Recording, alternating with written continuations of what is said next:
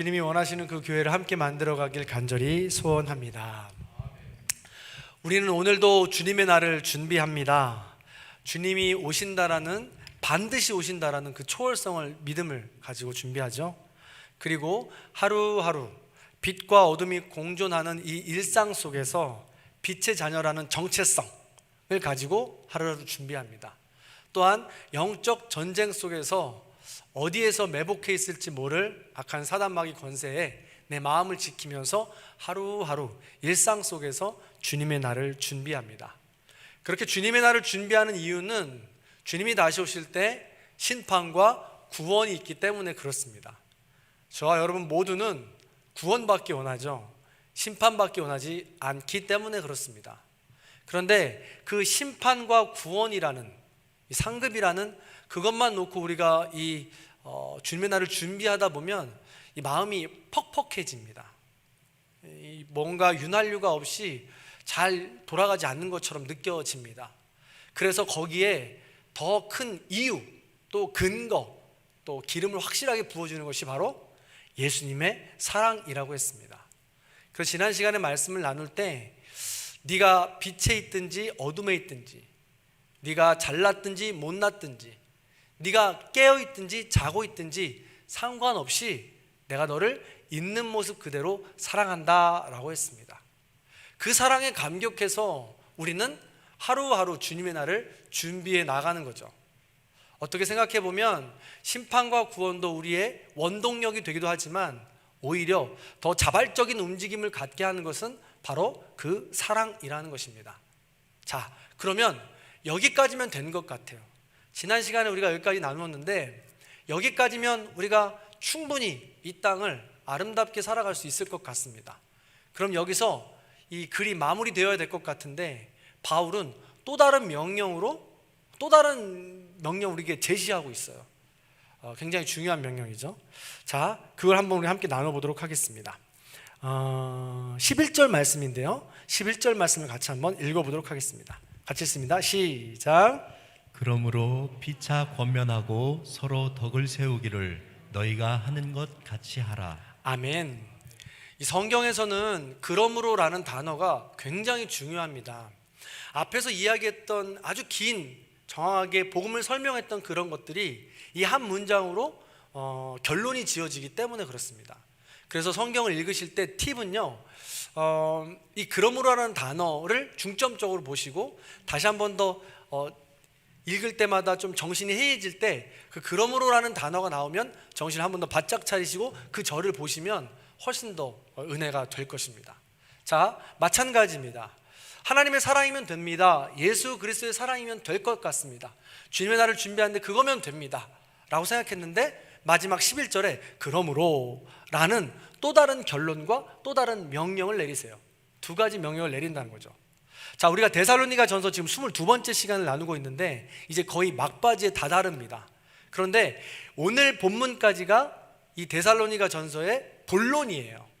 그리고 다음 주나 다다음 주부터 나눌 내용이 편지 형식의 마무리 인사입니다. 그러니까 모든 중심, 하고 싶은 말, 핵심은 다 5장 1절 여기까지 들어있는 거예요. 그러니까 어떻게 보면 오늘 11절 말씀이 아주 중요한 주제처럼 우리가 생각해도 된다는 이야기죠. 자, 그렇다라고 했을 때 이 주제를 생각할 때 우리가 기본 전제로 이해해야 될 것이 있습니다. 오늘 11절에 두 가지 명령을 하고 있는데요, 살펴보면 첫 번째로는 피차 권면하라는 명령입니다. 두 번째로는 서로 덕을 세우라는 명령이에요. 이 두 가지 명령에 공통되게 전제되어 있는 것이 두 가지 있는데 그 두 가지를 우리가 한번 살펴봅니다. 첫 번째로는 피차라는 단어와 서로라는 단어를 통해서 관계에 대해서 이야기하고 있다는 것을 우리는 확실하게 알 수 있습니다. 오늘 5장 11절이 말이죠. 먼저 피차와 서로, 하나님께 사랑을 받은 나, 지난 시간에 하나님의 사랑이면 충분합니다, 예수님의 사랑이면 충분합니다, 충분해요. 그런데 그 사랑을 받은 사람은 반드시 다음 단계가 필요하다는 것이죠. 일어난다는 것입니다. 우리가 밥을 막 먹잖아요. 그럼 화장실을 가야 되는 것처럼 똑같아요. 하나님의 사랑을 받는다면 반드시 이루어져야 될 다음 행동들이 있다는 것이죠. 그게 바로 근거하는 것이 관계입니다. 하나님의 사랑을 받았다면 개인에서 멈추지 않는다는 것이죠. 토마스 머튼이라는 사람이 섬처럼 혼자 살 수 있는 사람은 없다라는 말을 했습니다. 아주 당연한 말 같은데 유명한 사람 말이 해서 아주 유명해진 말 같아요. 어쨌든 사람은 누구나 관계를 맺으며 살아갑니다. 그 관계를 이루어가는 방법도 여러 가지죠. 누군가는 사랑과 헌신, 나눔과 배려가 되어서 그 에너지가 되어서 사람과 관계를 맺고요. 또 다른 누군가는 복수와 증오, 분노가 에너지가 되어서 관계를 맺으면서 혹은 떨어져 가면서 살아가기도 합니다. 어떤 것을 선택하든지 자유지만 그 결과는 자명하지 않겠습니까? 공자가 이런 말을 했습니다. 네가 복수를 하러 떠나려면 그 전에 무덤을 2개 준비해 놓고 떠나라. 하나는 네 복수의 대상자의 것이요, 또 다른 하나는 너의 것이 될 것이다 라는 말을 했습니다. 그렇습니다. 우리가 관계를 맺을 때 복수, 분노, 증오를 통해서 살아가면 우리는 항상 내 무덤 하나를 준비해 놓고 살아가라는 거예요. 그만큼 올바르지 못한 방법이라는 거죠, 관계를 맺는데. 또한 반면에 사랑의 관계를 맺고 살아갈 땐 우린 더 가치 있고 오래된 삶을 연장할 수 있다는 것입니다. 엘리 위젤의 나이트라는 소설이 있습니다. 이 소설은요 1944년 3월부터 1945년 4월까지 약 13개월간 아우슈비츠 수용소에서 있었던 일을 그린 실화를 바탕으로 쓴 소설입니다. 여기에 등장하는 15살의 소년 엘리가 등장하는데, 이 엘리라는 소년은 아버지와 함께 수용소에 들어가게 됩니다. 처음에는 헝가리 수용소에서 머무는데 이 아우슈비츠 수용소로 옮겨지게 돼요. 근데 얼마나 혹독하고 춥고 배고프고 이 핍박이 심한지 단 10%만이 여기 이 과정 가운데 살아남는다는 거예요. 그런데 이 두 부자는 살아남았다는 거예요. 왜 그럴까요? 아버지는 사랑하는 아들 때문에 견딜 수 있었고, 아들은 사랑하는 아버지 때문에 견딜 수 있었던 것입니다. 사랑하는 이 관계, 부자의 관계 때문에 그 어렵다던 10%만이 생존할 수 있었다던 그 아우슈비츠 수용소의 생활을 견딜 수 있었다는 것이죠. 물론 아버지는 출소 얼마 남겨두지 않고 그 안에서 사망을 했습니다. 그 과정 가운데 이 아들이 느끼는 공허함과 허탈함은 이루 말할 수 없어서 이제 막 목숨을 끊으려고 했다는 거예요. 근데 마침 이제 전쟁이 끝나고 나올 수 있게 되었다는 것이죠. 어찌됐든 이런 관계 속에서, 사랑의 관계 속에서 우리는 삶에 살아나갈 수 있는 힘을 얻게 된다는 것입니다. 복수와는 완전히 다른 것이죠. 어쨌든 이것이 사랑의 비밀이요 인생의 신비입니다. 인생은 혼자서 존재할 수 없습니다. 인생을 복수로 연명한다면 불행한 것이요, 그런 관계, 사랑의 관계 속에서 사랑받고 사랑하며 산다면 우리는 그만큼 행복한 것이 없고 우리의 삶에 의미를 가질 수 있게 된다는 것이죠. 즉 다시 한번, 하나님의 사랑을 받았다면 그것은 반드시 우리의 관계 속으로 흘러가게 되어 있고 관계 속에서 그 하나님의 사랑이 드러나게 되어 있다는 것이죠. 자, 이처럼 피차 권면하라와 서로 덕을 세우라에서 전제된 것은 관계입니다. 두 번째 전제는 권면하고 덕을 세우라는 이야기는요, 사람은 누구나 다 부족하고 상처가 있다는 것을 전제합니다. 도표를 한번 보여주실까요? 네, 도표를 한번 보여주실까요? 보시면 네, 권면하고 덕을 세우라, 이것이 이야기하는 건데 누구나 다 이 세상에 살아가는 사람들은 상처가 있다는 거예요. 그래서 조앤 케일 롤링이라는 사람이 이런 말을 했습니다. 인간에게 있어서 상처 주는 것은 숨 쉬는 것과 같다라는 말을 했습니다. 1분에 우리가 얼마나 숨을 쉬나요? 굉장히 많이 숨을 쉬잖아요. 상처를 얼마나 주고 살아간다는 이야기예요. 우리가 언제까지 숨을 쉬고 살아가나요? 죽을 때까지 숨을 쉬고 살아가잖아요. 죽을 때까지 매일매일 누군가에게 상처를 주고 상처를 받으면서 살아간다는 거예요. 그것이 우리의 인생이라는 거죠. 이걸 전제한다는 거예요. 그래야 피차 권면하고 서로 덕을 세우는 이유가 바로 여기 있다는 것이죠. 감사합니다. 딱 나오죠? 네. 그래서 권면하고 덕을 세워야 되는 이유가 우리가 살아가고 있는 이 세대가 상처만이 가득한 세상이기 때문에 권면과 덕이 필요하다는 거예요. 네, 반드시 필요하죠. 하나님이 세워놓으신 삶의 질서가 인간의 죄 때문에 깨어진 후로 인간은 크고 작은 아픔을 겪으면서 살아가게 되었습니다. 아픔과 슬픔, 상실과 고통은 우리의 인생에 있어서 선택 사항이 아니라 필수 사항이라는 거예요. 제가 좋아하는 그 김영복 목사님이라고 있습니다. 설교자의 일주일, 설교자들에게도 굉장히 많은 가르침을 주고 있는 목사님인데, 그분이 쓴 가만히 위로하는 마음으로라는 책에 이런 일화가 나와요. 예화가 실제로 겪은, 목사님이 상담하다 겪은 내용이에요. 저도 이 이야기 듣고 깜짝 놀랐는데, 뭐냐면 어느 날 권사님이 상담을 하면서 하던 내용이에요. 권사님이 하루하루 이렇게 평안하게 행복하게 잘 지내고 있는데 어느 날 밤 늦게 딸에게 전화가 오더라는 거예요. 그래서 불이 났게 전화를 받았는데 딸이 전화를 받자마자 아무 말도 하지 않고 계속 울더라는 거예요. 얼마나 서럽게 울고 크게 통곡하면서 우는지 깜짝 놀랐다는 것이죠. 그래서 잠시 멈칫 기다리다가 어쩌면 좋니 하고 기다리다가 울음이 잠잠해지고 다시 이제 전화를 들었는데, 그때서야 자초지종을 이야기하더라는 것입니다. 뭐라 하냐면, 자기가 결혼했던 남편이 자녀를 낳고도 잘 살아가고 있는데 갑자기 어느 날 저녁에 오더니 자기는 동성애자라는 걸 밝히더라는 거예요. 그러면서 자식수 있음에도 불구하고 이제는 나의 행복을 위해서 나의 정체성을 가지고 살아가야겠다라면서 이별을 선포하더라는 것입니다. 그러니까 이 이야기를 듣고 이 딸은 배신감에 떨기도 하고, 지금까지 살아온 나의 인생이 무엇인가? 내가 믿고 살아온 그 사람은 누구인가? 라는 정체성의 혼란과 이런 모든 감정의 소용돌이 속에서 의지할 사람이 없어서 혼자 견뎌보려고 했는데 못하니까 어머니에게 전화를 하더라는 것이죠. 그러면서 이 권사님이 목사님에게 얘기하더라는 거예요. 목사님, 우리에게 이런 일이 일어날 줄은 꿈에도 상상을 못했어요 라고 말하더라는 거예요. 그런데 가만히 생각해 보면 우리에게 이런 일이 일어날 줄은 꿈에도 상상을 못했어요 하는 일들이 우리의 삶에 왕왕 일어난다는 거예요. 그런 일이 일어나지 않았습니까? 여러분들에게? 그러면 왕왕 일어나서 우리에게 올지도 모른다라는 긴장감이 항상 있어야 된다는 것이죠. 그만큼 우리는 큰 상처의 세상 속에 지금 살아가고 있다는 거예요. 아무에게도 말하지 못할 아픔 가운데 살아가고 있다는 것입니다. 이런 일들이 누구에게나 다 있다는 것이죠. 우리는 이것을 기억해야 된다는 것입니다. 그래서 우리는 이 땅에 있는 모든 삶이 상처뿐이기 때문에 우리는 누구나 다 그렇게 아프다는 것을 인정해야 합니다. 그래서 피차 권면하고 서로 덕을 세우는 것이 필요한 거예요. 왜? 누구나 다 아프기 때문에, 누구나 지금 상처가 있기 때문에 그렇습니다. 더 나아가서는 중요한 건 나도 아프다는 사실입니다. 누구나 다 아프다고 해서 나는 안 아픈 것처럼 생각해요. 나도 아파요. 예수님도 말씀하셨습니다. 남의 눈에 있는 티끌은 보면서 내 눈에 있는 들보는 못 본다고 말하잖아요. 맞습니다.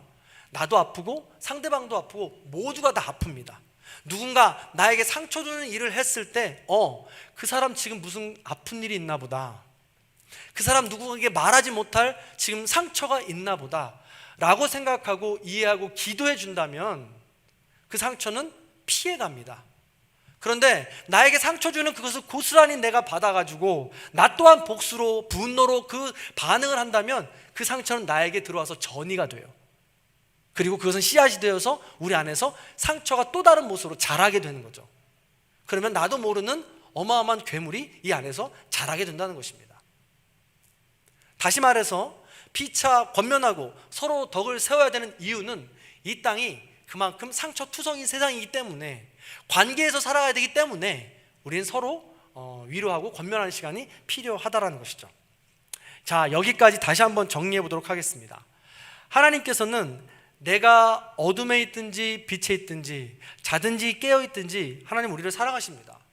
그럼 그 사랑을 받았다면 그 사랑을 내 안에서 멈추게 해서는 안 됩니다.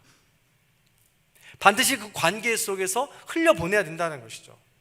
바로 그때 어둠과 상처, 죄악이 가득한 이 세상에서 하나님이 허락하신 그 관계 안에서 피차 권면하고 서로 덕을 세우면서 그 상처를 씻어낼 수 있는 것입니다. 이게 창조 섭리예요. 하나님께서 만들어 놓으신 창조 원리라는 것입니다. 절대 나 혼자 산다 해서 나 혼자 모든 걸 해결할 수 있는 세상은 아니라는 것이죠. 하나님의 원리에, 창조 원리 섭리에 어긋난다는 것입니다. 반드시 흘려보낼 수 있어야 된다는 것이죠. 그래서 하나님 사랑을 받았다면 반드시 서로 사랑과 이웃 사랑으로 흘려보낼 수 있어야 된다는 것입니다. 그래서 5장 11절 오늘 말씀이 그 전제를 갖고 시작한다라는 것을 우리 늘 기억해야 된다는 것입니다. 자, 그렇다면 조금 더 구체적으로 명령에 대해서 살펴보도록 하겠습니다. 첫 번째, 피차 권면하라고 그랬습니다. 여기서 권면하다라는 단어는요, 두 단어가 합쳐진 단어입니다. 파라라는 단어랑 칼레오라는 단어죠. 파라는 전치사인데요, 옆에 있다라는 뜻입니다. 바로 옆에 붙어서라는 뜻이에요. 칼레오는 콜이라는 뜻인데요, 부르다라는 뜻이 여기서 발생된 거죠. 그래서 옆에서 부르다라는 뜻이에요. 그래서 어느 주석가는 뭐라고 이야기하냐면 사랑하는 연인들을 상상합니다.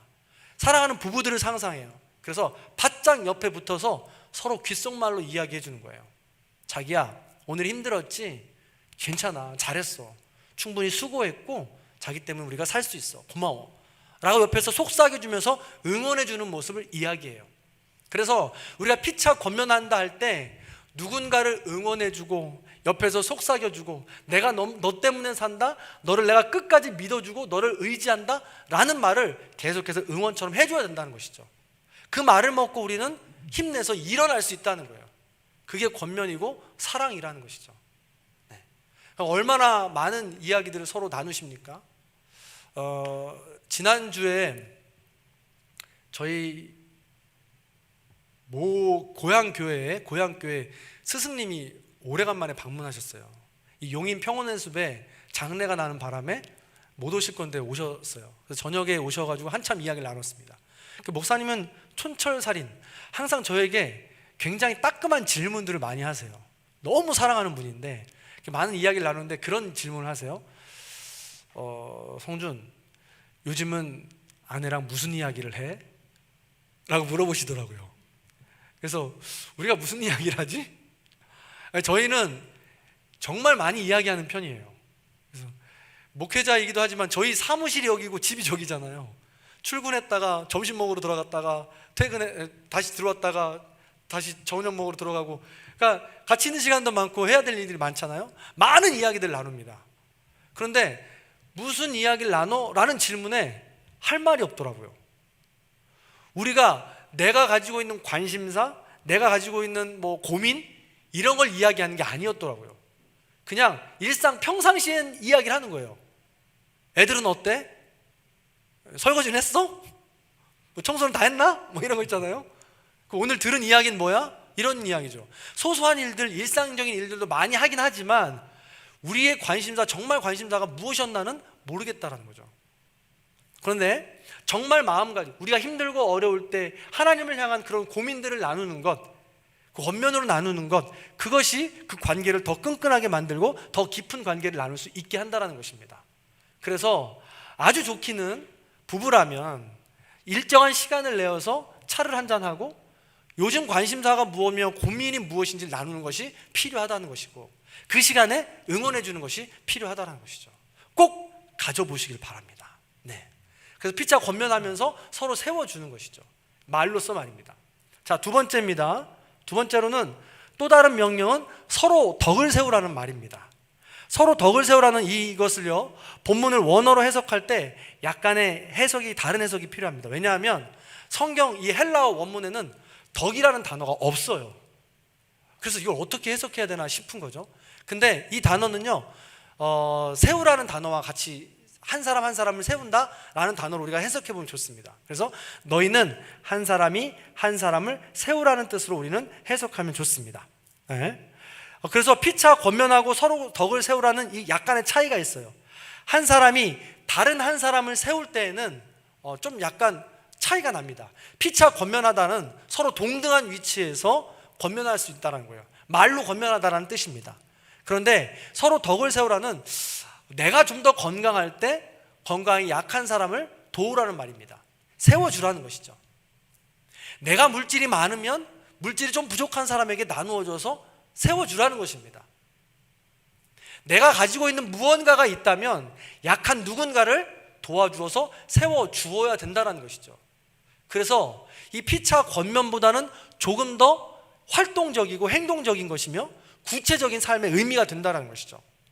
그래서 내가 가진 달란트가 무엇인지, 내가 가진 것이 무엇인지 그것을 삶으로 나타내어서 그를 도우라라는 것입니다. 서로 사랑으로 나누라라는 것이죠. 이것이 바로 생명의 원리, 하나님의 뜻이라는 것입니다. 다시 한 번 더 정리를 해보면 하나님 사랑은 이렇게 홀로 일하시지 않습니다. 하나님은 우리를 지으시고 로봇처럼 조종하여서 모든 관계까지도 만들어주시는 분이 아닙니다. 하나님은 우리 모든 각각 개개인에게 사랑을 주십니다. 그 크신 하나님의 사랑, 너무나도 큰 사랑을 주십니다. 그러면 각자 받은 사랑을 가지고 피차, 서로 상처 가득한 이 세상 속에서 사랑을 나누며 권면하고 덕을 세우면서 어려운 그 상황 가운데를 이겨나가라고 우리에게 말씀하시는 것입니다. 그것이 바로 그래서 하나님 사랑, 서로 사랑, 이웃 사랑이 필요한 이유가 된다는 것이죠. 그런데 우리는 그렇게 살지 못하죠. 마태복음 18장에 보면 만달란트 빚진 자가 나옵니다. 만달란트라고 하는 것은 숫자, 돈으로 셀 수 없는 금액을 이야기합니다.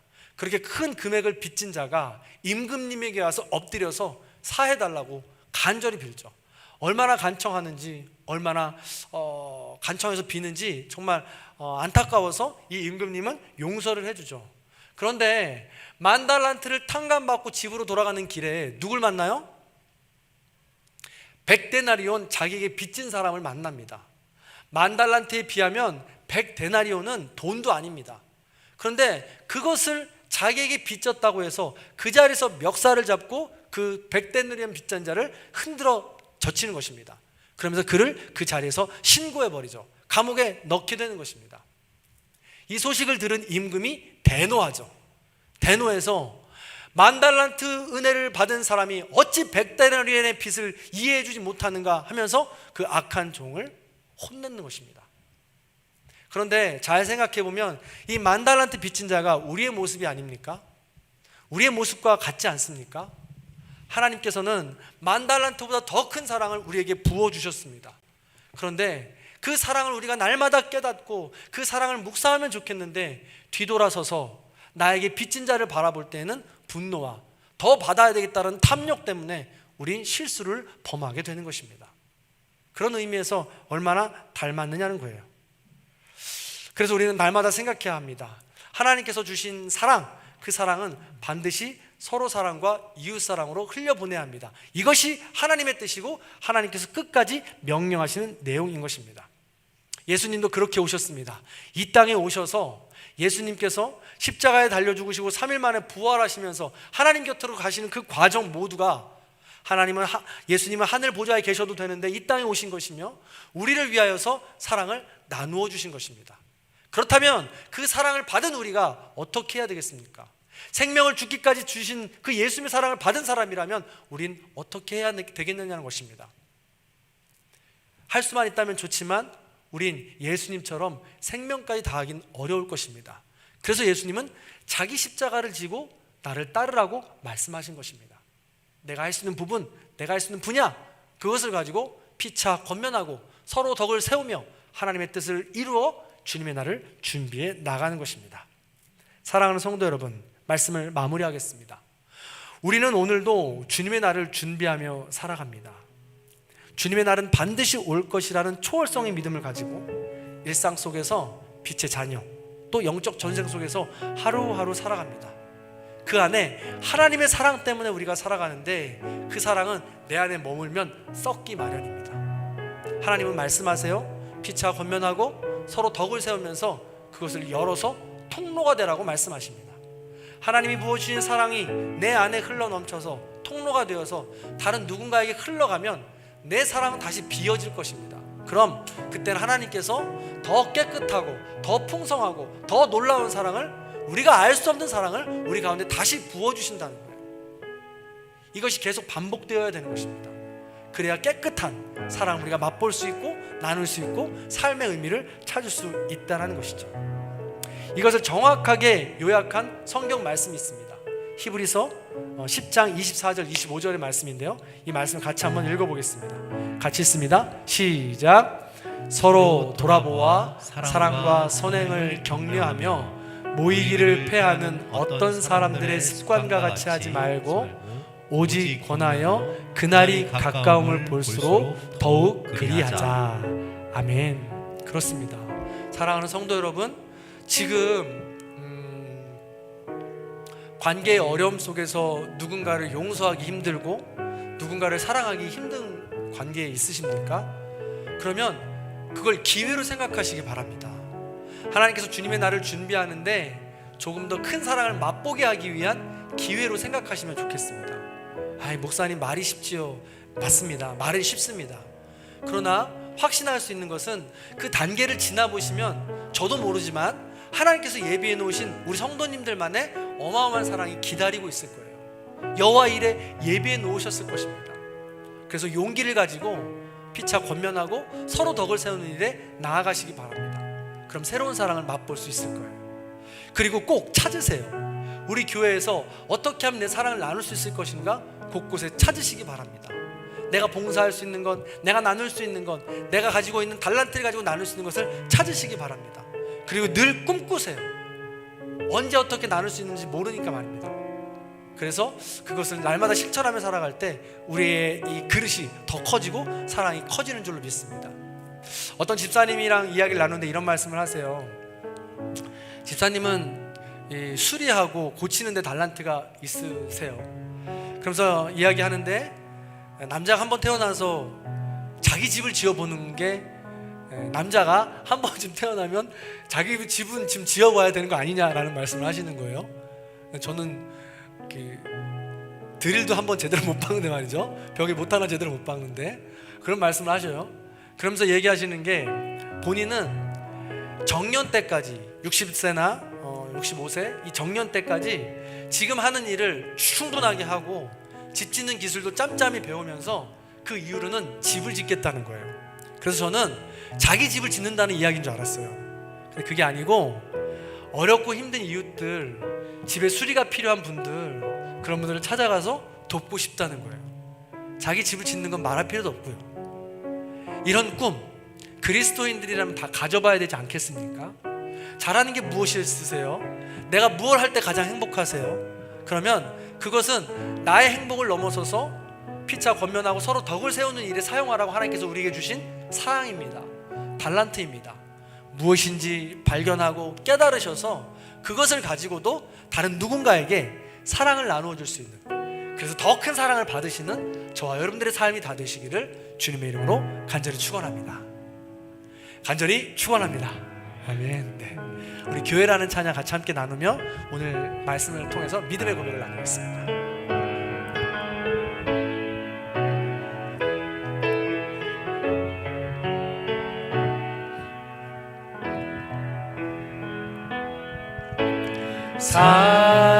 사람이 넘치기보다 사랑이 넘치는 교회, 섬김을 원하기보다 섬김의 기쁨 알아가는 교회, 세상이 주목하기보다 주님이 주목하는 교회, 화려한 겉모습보다 중심이 주를 향한 교회, 주님이 피로 사신 아름다운 교회, 서로를 사랑함으로 하나 되는 교회, 주님이 머리 되신 거룩한 교회, 우리 함께 만들어 가요. 내 작은 생각보다도 하나 되면 소중함하는 교회, 세상에 알려지기보다 서로가 서로를 깊이 아는 교회, 주님이 아름다운 교회 서로를 사랑함으로 하나 되는 교회 주님이 머리 되신 거룩한 교회 우리 함께 만들어가 주님이 피로 사신 아름다운 교회 주님이 피로 사신 아름다운 교회 서로를 사랑함으로 하나 되는 교회 주님이 머리 되신 거룩한 교회 우리 함께 만들어가요. 아멘. 우리 오늘 말씀을 기억하며 함께 기도하는 시간 같습니다. 하나님의 사랑을 듬뿍 받고 주님의 날을 기다리며 준비하기 원합니다. 하나님의 사랑을 듬뿍 받았다면 서로 권면하고 덕을 서로 세워갑니다. 내 안에 그 사랑을 머물러 고이게 하여 썩게 만드는 것이 아니라 통로가 되어 그 사랑을 흘려보내는 것입니다. 바로 그럴 때 하나님의 놀라운 사랑이 다시 우리에게 부어주신 줄로 믿습니다. 그 통로의 역할들을 감당하게 하여 주시옵소서. 내 안에 복수의 마음, 증오의 마음, 분노의 마음, 시기의 마음, 질투의 마음, 다툼의 마음, 이 모든 마음들 장애물로 있습니다. 이 모든 것들을 하나님의 사랑으로 녹여주시고 다시 한번 일어날 수 있는 우리 모두가 될 수 있도록 도와주시옵소서. 우리 그런 마음 가지고 나 자신을 위해서 우리 가정을 위해서 함께 기도하는 시간 갖도록 하겠습니다. 기도하겠습니다. 할렐루야. 사랑이 많으신 하나님 감사합니다. 하나님의 놀라운 사랑 때문에 우리가 주님의 날을 하루하루 준비합니다. 세상은 상처 속에 가득합니다. 세상은 어둠 속에 가득합니다. 내가 그렇게 상처받고 싶지 않다 할지라도 세상 구조가 그렇습니다. 세상이 이미 썩어져 가고 있습니다. 세상이 이미 아버지의 브레이크를 잡을 수 없을 정도로 어둠 가운데 있습니다. 이런 세상 가운데 나만 잘 산다고 해서, 나만 하나님의 사랑을 받는다고 해서 잘 살아갈 수 있는 세상이 아닙니다. 하나님 앞에 엎드리게 하여 주시옵소서. 이 어두운 세상을, 힘든 세상을 이겨나갈 수 있는 방법은 피차 권면하고 서로 덕을 세우는 것이라고 말씀하십니다. 하나님께서 주신 그 사랑을 가지고 그렇게 해 나아갈 때 하나님은 세상 살아나갈 힘을 주시며 다시금 일어날 수 있는 힘을 주신다고 약속해 주셨습니다. 그 약속의 말씀 우리가 잊지 않도록 인도해 주시고, 용서하는 것이, 사랑하는 것이, 나누는 것이, 배려하는 것이 꼭 타인을 위한 것이 아니라 나 자신을 위한 것임을 깨닫게 하여 주옵시고, 진리 가운데, 진실 가운데 다시 한 번 더 일어날 수 있는 우리 모두가 될 수 있도록 주님 인도하여 주시옵소서. 더 사랑하게 하옵소서. 더 나누게 하옵소서. 더 배려하게 하옵소서. 더 용서하게 하여 주옵소서. 그리하여 빛의 자녀로서, 하나님의 자녀로서 더 성숙하게 하여 주옵시고, 하나님께서 잘했다 칭찬받을 수 있는 귀한 자가 되게 하여 주시며, 하나님께서 내려주신 놀라운 새로운 사랑, 더 큰 사랑을 날마다 맛보며 살아갈 수 있도록 인도하여 주시옵소서. 짧지 않은 이 인생을 살아가면서 하나님의 새로운 사랑을 날마다 받지 못하며 살아가는 것이 얼마나 억울한 일이며 얼마나 불행한 삶입니까? 아버지 하나님, 더 큰 사랑을 나누며 하나님의 새로운 사랑을 받아 나눌 수 있는 우리 모두가 될 수 있도록 인도하여 주시옵소서. 하나님 감사합니다. 하나님의 사랑 우리에게 부어주시니 진심으로 감사를 드립니다. 이 세상은 날이 갈수록 악해져 가고 이미 썩어져 가고 있습니다. 브레이크를 잡을 수 없을 정도로 아픈 시대를 우리는 살아가고 있습니다. 이런 시대 속에서 나 혼자 잘 산다고 하여 하나님의 사랑을 내 안에 가두어두고 있다면 우리는 썩어질 수밖에 없습니다. 이 어두운 세상 가운데 나 또한 자멸할 수밖에 없습니다. 그럴 때 하나님께서 우리에게 새로운 해결책, 방법을 알려주셨습니다. 피차 권면하고 서로 덕을 세우는 일, 우리 가운데 마음의 문을 여는 일, 그리하여 통로가 되어서 하나님의 사랑을 전하라고 말씀하십니다. 그럴 때 하나님 또다시 약속하십니다. 새로운 사랑을 부어주겠노라, 더 큰 사랑을 부어주겠노라, 내가 더 너를 크게 사용하겠노라 라고 말씀해 주십니다. 그 약속의 말씀을 잊지 않게 해주시고 다시금 피차 권면하고 서로 덕을 세우는 일에 최선을 다할 수 있도록 인도하여 주시옵소서. 여전히 내 발목을 붙잡고 있는 내 마음이 있습니다. 복수하고 싶고 증오가 넘치며 분노와 시기와 질투와 다툼 속에서 용납하지 못하는 마음들이 있습니다. 하나님, 그 사랑으로, 예수 그리스도의 사랑으로 이 마음들을 녹이게 하여 주시고 용기를 가지고 다시 한 번 더 일어날 수 있는 우리 모두가 될 수 있도록 도와주시옵소서. 그리하여 하나님의 빛된 자녀로서 주님이 오시는 날 더 큰 칭찬을 받을 수 있는 우리 모두가 될 수 있도록 인도하여 주시옵소서. 감사드리며 우리를 구원하신 예수 그리스도의 이름으로 간절히 기도하옵나이다. 아멘.